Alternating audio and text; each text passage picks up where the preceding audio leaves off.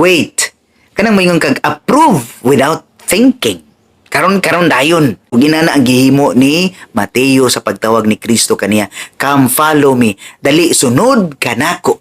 Og si Mateo sa iyang pagkakobrador sa buhi, sa iyang pagkabisi, iyang gibiyaan ang tanan ug nagmalipayon siya.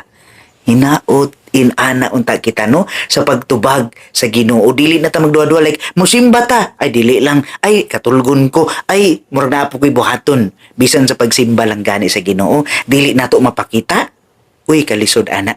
Mga igsoon, isip Kristohanon. Ato pa ning kamutan nga dili kita magduwa-duwa kay nganuman si Kristo mao ang dalan, ang kamatuoran ug ang kinabuhi. Ang Dios manalangin kanatong tanan. Sa ngalan sa Amahan ug sa Anak ug sa Espiritu Santo. Amen. Wait, kanang moingon kag approve without thinking. Karon dayon. Ug